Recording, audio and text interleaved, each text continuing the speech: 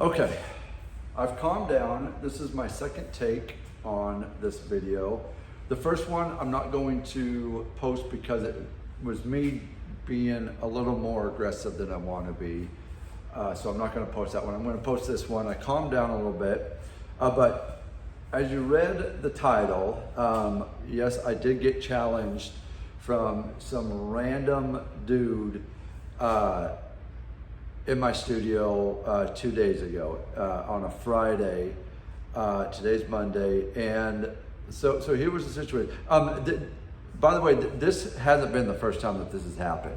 It happened two more times from two different people. One was in a park years ago, and it was some high school kid that threatened one of my students, wanted to, beat him down, and I had to step in and say, well, you can try to take me down if you want, but it's not going to end up well for you. And the kid just kind of went off, and I didn't see him for the rest of the day. Then another one came in and kind of did the same thing.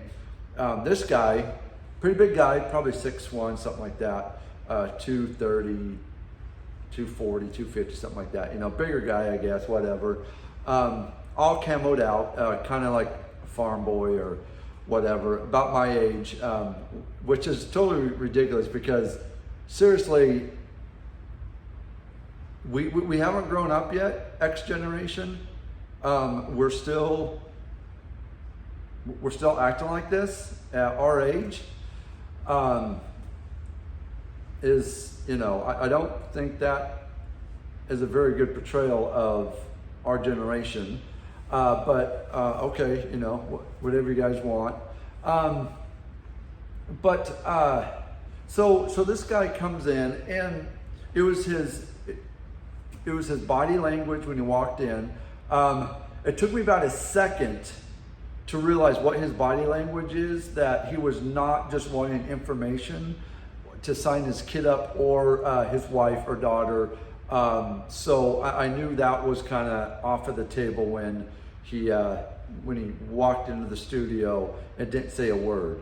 What he did is he walked in, he looked at me and my cousin. We were doing some testing prep for our upcoming testing, and comes in and looks at me, looks at my cousin, walks right up to the edge of my floor right here, and says, hey, I got a friend out there. He's an idiot, but he wants to challenge your biggest guy for your studio and all of your students. I didn't say a word to the guy.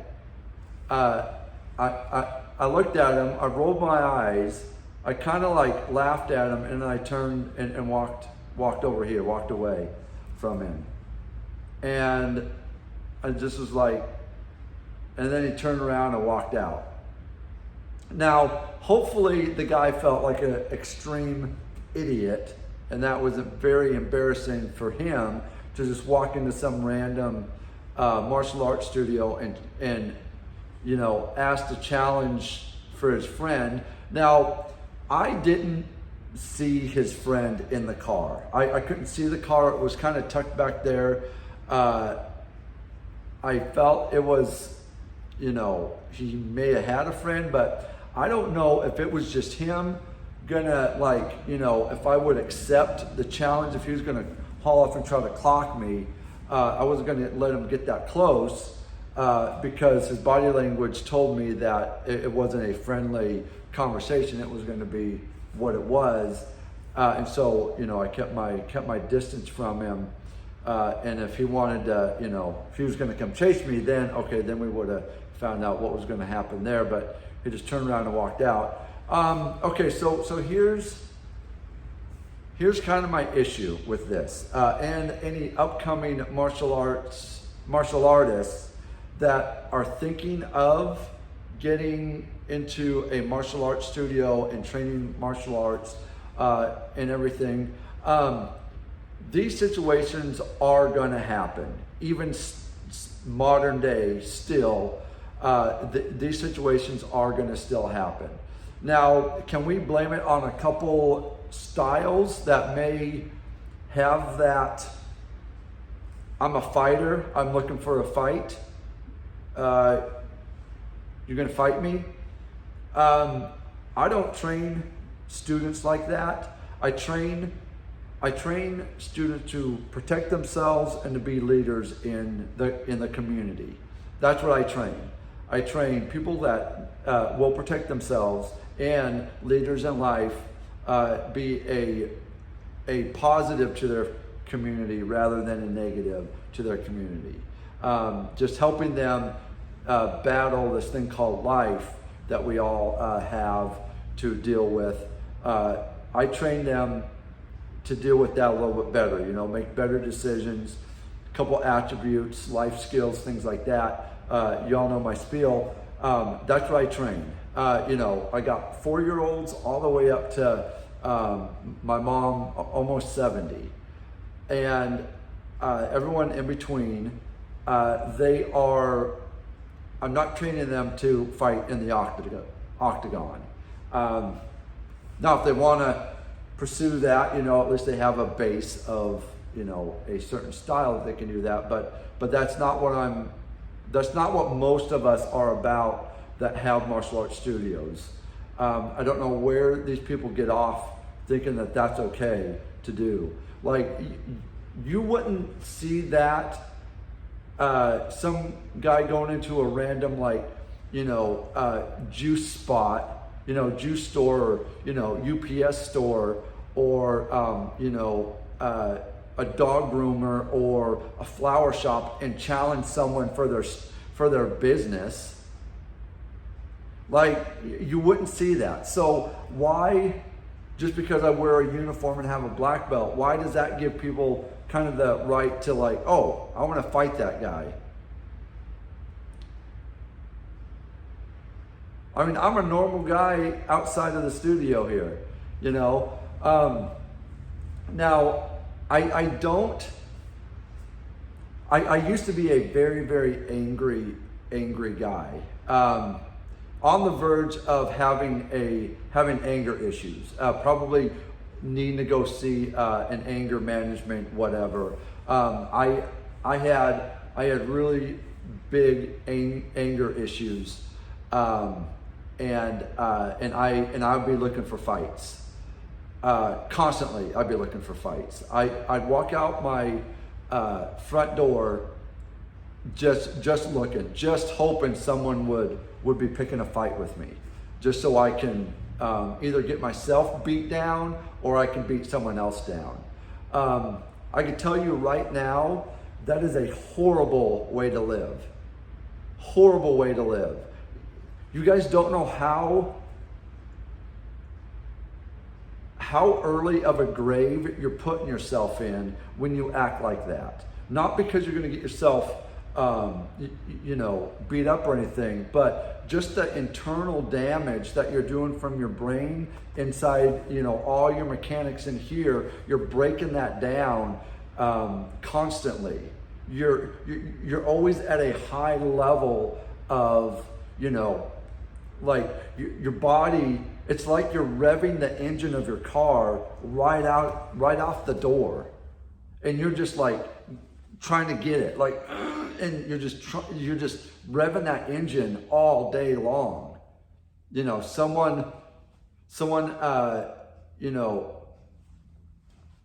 says something wrong to you or looks at you wrong, you're ready to fight them. I mean, anybody was looking at me, with a, crazy eye. I was on them pretty fast. And, and I was looking for fights. I never found any, but I was definitely looking. And I don't like to be that way. It's not me anymore. I've grown from that kind of mentality to I try to enjoy my life. I enjoy being a martial arts school instructor and owner. It really does make it fun for me, and really I'm happy almost 90% of the time in my life. But when things like this happen, it kind of gets me off edge a little bit, and I get kind of revved up, like, okay, why are you looking at me now? Do we have a problem? That's the mindset that I get in when I'm not ready for these life challenges like this, because I wasn't ready for that. Now, the old me would have been absolutely ready for that, but this person right here is not. Like, there's a part where, yes, I'm going to be aware of my surroundings, but I'm not going to be on edge like that all day, every day, because that gets me angry, and I don't like being an angry old. There's too many old, angry guys out there, old men that are just angry. Just, they would just rather die than try to live another day in this world. And that's sad. We should all try to just enjoy this life that we have, enjoy the stuff that the world has for us, whether it's the mountains, fishing, whatever it is. I mean, the world is open to us, and we should enjoy it that we have on earth, until we're, it's our time to be, going wherever we're going to go, right?